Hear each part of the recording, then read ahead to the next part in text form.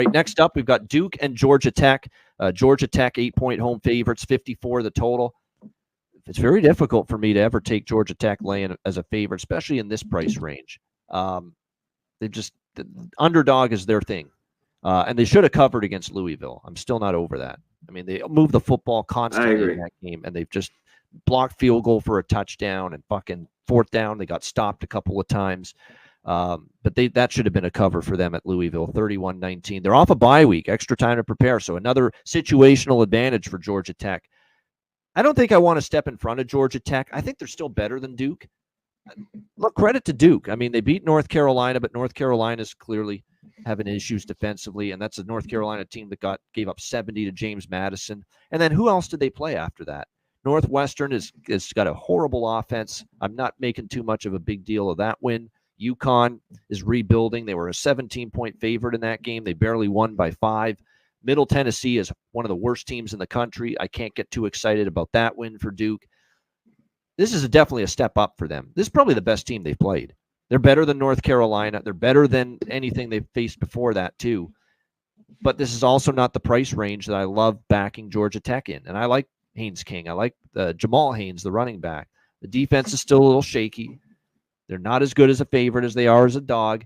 But at the same point in time, they're off a bye. They're off a loss. Focus should be there. They should be ready to play. And this is a big step up for Duke. So I don't have a strong opinion here. C-Mac, what do you think? Duke, Georgia Tech. Yeah, this is salt after that. You mentioned the Louisville game. They should have as well.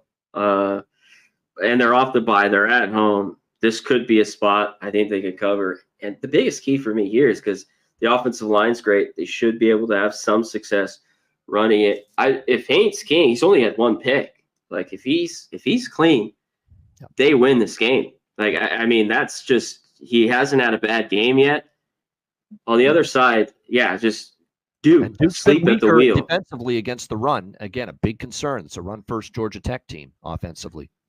This is true. They haven't been that impressive. I mean, last week, just asleep there, down 17-0. We already got into that with North Carolina.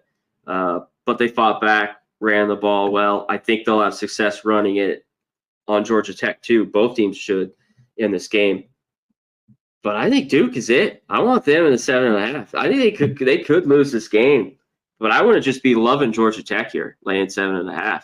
I like the dog here or nothing. They might go down, but I think they can hang in this one. Well, they are undefeated, 5-0. And now they're catching a good number of points. It's a big one. I know. But it just feels to me like Georgia off a bye week and a loss and at home, and Duke's not played anyone as good as this all season. That would be the concern for me. Malik Murphy is getting better, though, slowly but surely, the Texas transfer at quarterback for Duke. My concern is the run defense has been shaky for Duke. Can they overcome that here in this game? And they haven't been able to run the football themselves, Duke, with all that great amount of success. I got to look up their run defense, Duke's. Not to mention, you look at the Georgia Tech team. Duke can throw the ball. Duke's been a little bit better throwing the ball. The Georgia Tech secondary, it has given up some passing yards.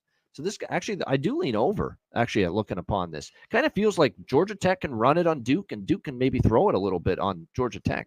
So maybe the game can go over the total. I would lean that way, at least. Because the matchups based on the numbers I'm seeing right in front of me right now tell me Georgia Tech can have their strength on offense and have success with it, which is running it, and Duke might be able to throw it a little bit too against Georgia Tech.